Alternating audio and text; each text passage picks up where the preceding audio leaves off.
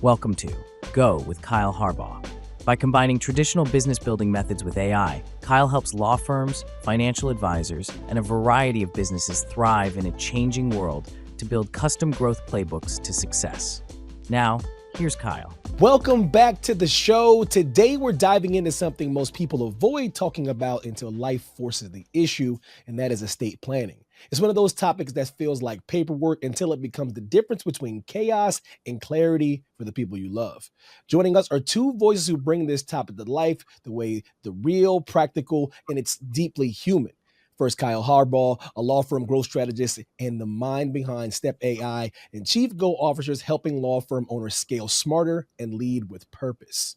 And Ms. Katie Krispin, an experienced estate planning attorney and law firm owner who helps families protect what matters most through clear, compassionate planning. Today, we're talking about why estate planning matters than most people realize and how it connects not just to your family's future, but to the health and longevity of your business. Welcome, guys. How are you? It's a great day. Great to be here. Thank you. Awesome, guys. Kyle, let's start with you. You experienced this firsthand recently. What happened and how did estate planning play a role in it, sir? Yeah, so my father recently passed, and this was something that was not totally expected, but at the same time, it was something we were preparing for. I'm really glad that we had done estate planning and had things lined up and spelled out, because you want to think about this stuff when you're not emotional, when the pressure's not on, and when you're in that state. You're just there's decisions to be made, and everything's coming at you at once. It's man, it's so comforting to have things spelled out, decisions predetermined, and estate planning really helped me. Yeah, Kyle, not to compare tragedies, but I'm just coming off something similar with my father, and it's not an easy thing by any stretch of the imagination. But what kind of surprised you about the process? Either what worked for you or you wish you had done differently? Because I just think it's overwhelming really quickly because before you can even mourn, you just have to do all these like business type things. So I don't know if it was the same for you. Yeah, no, it definitely was. What I found, a lot of people focus on the like setting up a trust or having the will spelled out. While that's very important, what was so what made everything so much better and easier was the living will piece, or the advanced directive, as some people put it. So having what type of care to be given or not given, to my dad, and that was his wishes, and his wishes were spelled out very, very specifically. And I just loved the very specific language that was in those documents that I could rely upon to say, like, yes, we're doing this, or no, we're not doing this, and being comfortable with it, because it's not my decision, it was his decision, and he spelled it out. Good stuff. And Miss Katie, hearing Kyle's story, does that kind of line up with what you see? Is that moment when the paper becomes real something you think about in your line of work?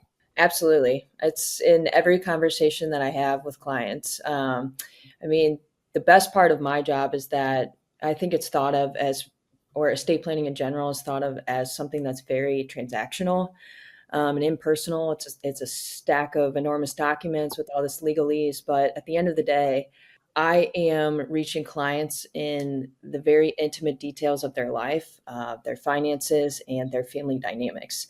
And we're talking about very uncomfortable topics, right? We're talking about not only death, Hmm. uh, but we're talking about incapacity as well.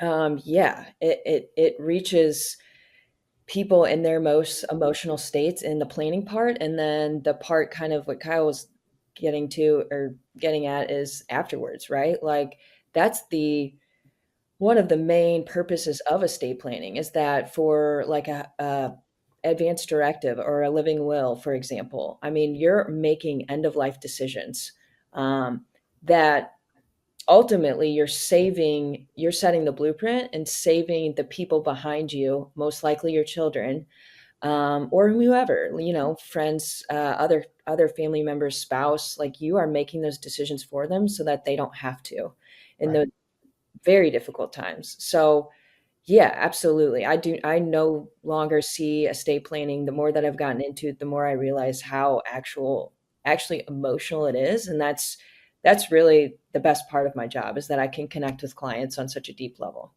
You're speaking of that, and it's a heavy process, and what it is kind of taxing on people emotionally and mentally. But what drew you to this work in the first place? Why did you choose estate planning? Because it was so emotional. I actually started out my career in like trust and estate litigation. So Mhm. I was seeing firsthand what happens to families after somebody passes away, and they either have no estate plan at all, or they have an estate plan that doesn't really work for their family situation.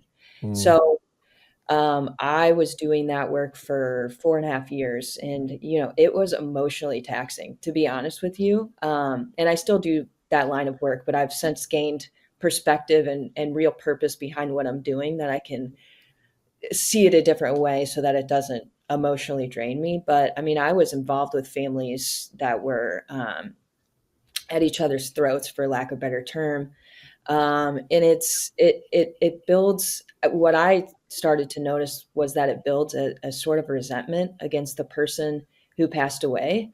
Mm. Like, you're not able to really properly grieve, Right. and second, you remember things about them, that, or you start to remember the process that you're going through in that litigation, and not really who that person was, and good memories with them, which is all part of the grieving process as well. But that's ultimately, I started out in the litigation part of it, and it drew me into the estate planning, because I could see how important estate planning was.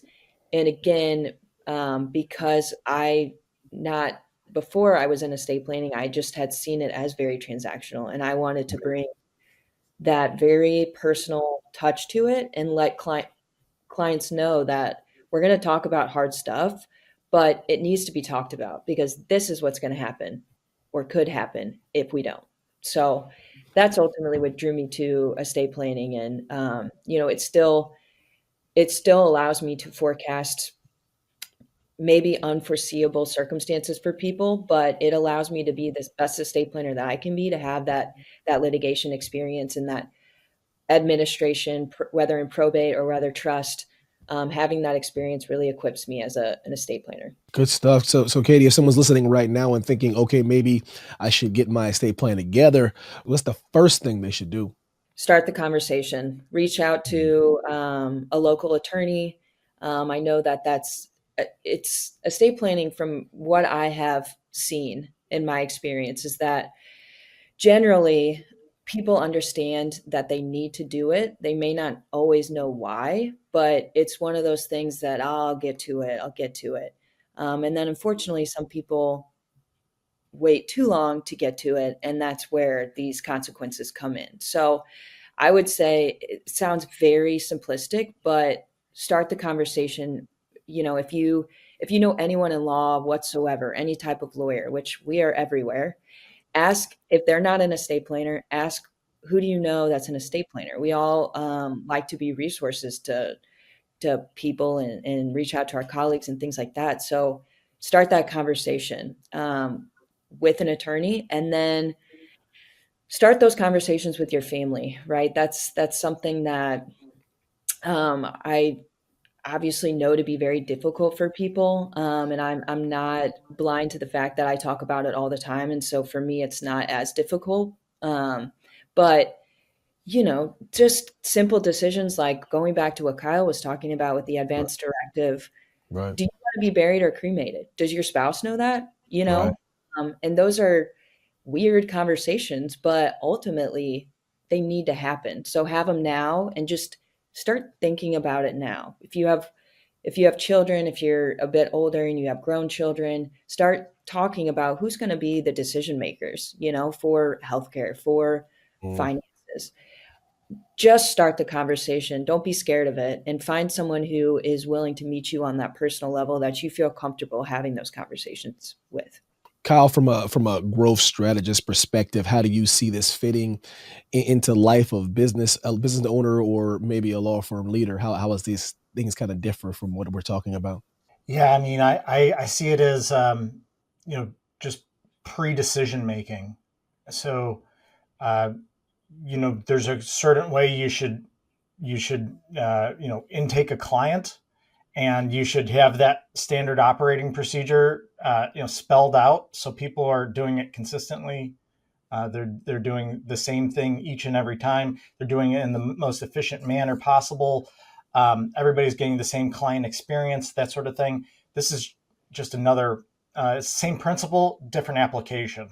So pre-decision making, understanding what my wishes are, what is important to me, and then communicating that to other people, empowering them to carry that out. And then that way, there's a little bit less mess. I'm not saying there's not going to be any, but if especially if there's multiple siblings involved, and saying, hey, this is how the document was written. This is what we talked about. Like, this is what mom or dad wanted.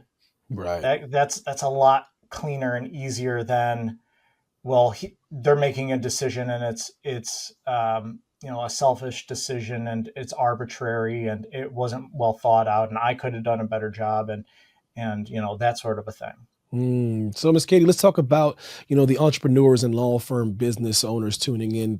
Like, what's one estate planning mistake you see these business owners and these entrepreneurs making?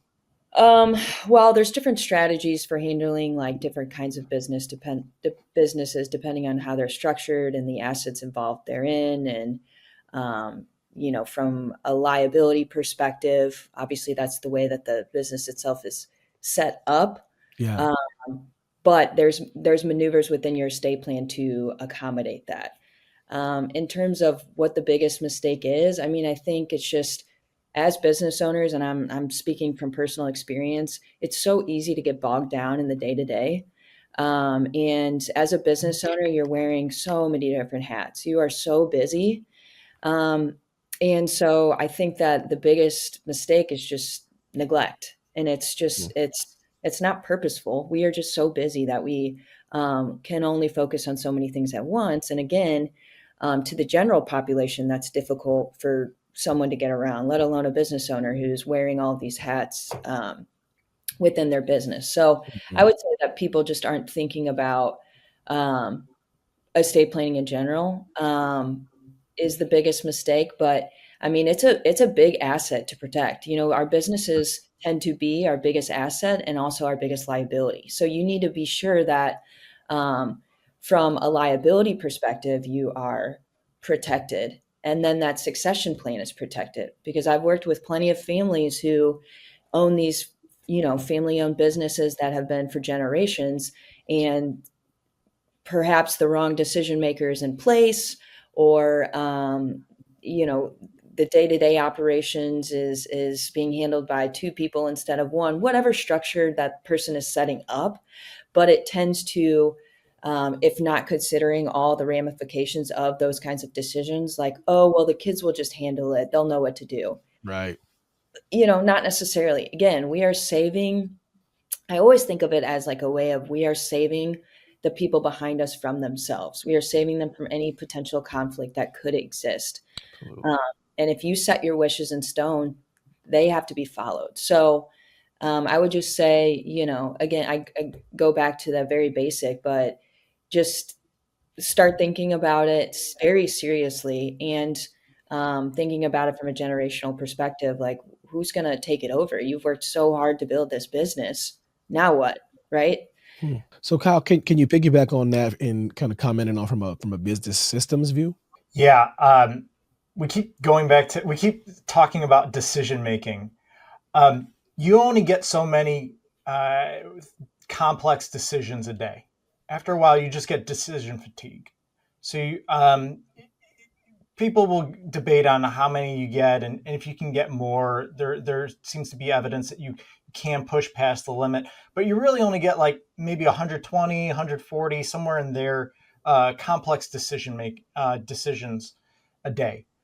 You can do simple decisions very quickly, like you probably do a bunch of them throughout your day, like driving to work. You know how to do that. You don't even really have to think about it. It's almost autopilot. But I'm talking about those more difficult ones. So those decisions, you only get so many, and if you're hit with a crisis like a health problem, and somebody is in care, um, all of a sudden they have so many. They have all the normal decisions, and then they have all these new decisions. And so I really like things to be spelled out, and for systems to help reduce the decision making that needs to happen on a daily basis. From a business standpoint, I think you should have um, things spelled out clearly so that things run with or without you. Right. You never know. The next day is not guaranteed. You're probably gonna go about your day like normal tomorrow, but you don't know that for sure. And if you're incapacitated, you're on vacation, or something else, um, you if things can run without you, it's going to be so much better for everybody. It's going to be less stress on the people who you've empowered. People will know who you've empowered. It'll be clearly spelled out, like, hey, you have this role, and you own this, area. And so it's so important to have this stuff spelled out. Give people roles and responsibilities, have them really own a section, and really manage that well. And that way you're dispersing leadership decisions, not just on you as one single person, but now you have a shared leadership team where maybe one person handles the HR recruitment aspects, another person might handle the marketing aspects, somebody else might handle operations, somebody else will handle accounting or risk management. So there's all these different areas of your business, and if you can have a shared leadership team where that person on the leadership team can focus on just a smaller piece, and it's that role and responsibility is clearly spelled out, that's so much better. And before we wrap things up, Katie, I'll start with you. If someone remembers just one thing from today, what would you want it to be? For lack of repeating myself, start the conversation.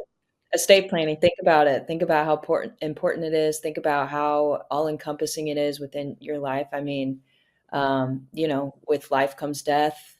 I've got all these quotes. Benjamin Franklin, only guaranteed death and taxes. This is all related to estate planning. So pay attention to it, and understand its importance. And if we've got the World Wide Web to figure out what its importance is. But if you'd rather talk to someone about it, find an expert in it who is comfortable having that conversation and you're comfortable having that with. Awesome. And Kyle, what about you, sir? What's one thing you want the fine folks at home to remember? Make decisions when you're not emotional.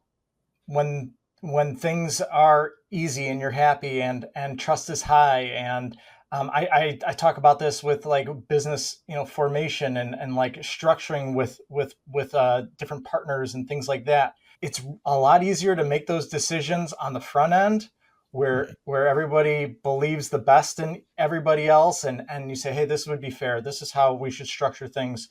If we don't see eye to eye, this is how we tie break things. So have those, to go off what Katie was saying, have those conversations early, and make those decisions where you're thinking clearly and emotions are not high. Amazing. Miss Katie, can you tell the lovely people at home how to reach you and how to get in touch with you and all that good stuff? Sure. Yeah. I've got a website, katiekrispinlaw.com. That's the name of my firm, Katie Krispin Law. I'm also on social media, just to put out to the people education of the most basic stuff and keep reminding them that, hey, We need this. So my Instagram handle is Katie Krispy, KTFINNY KRISPY. I'm on Facebook as well. So just find me if you want some free education and help with starting that conversation. All right. And Kyle, my man, for the new law firm owners listening, if they want to talk growth, what is their next step, sir? Yeah, reach out to me. I'm very active on LinkedIn. So you can find me on LinkedIn, Kyle Harbaugh. You can also go to chiefgoofficers.com. Or if you need to make a hiring decision, you can go to righthireai.com and make a hiring decision far, far faster than traditional methods. Excellent. That's it for today's episode. Thank you, Miss Katie, for sharing your insights, and to Kyle for bringing his perspective. Thank you for listening, and we will see you next time. Thank you. Thank you. If you heard anything you would like to discuss with Kyle, please schedule a call with him using the link in the show notes. Please also be sure to like, subscribe, and leave a review in the comments.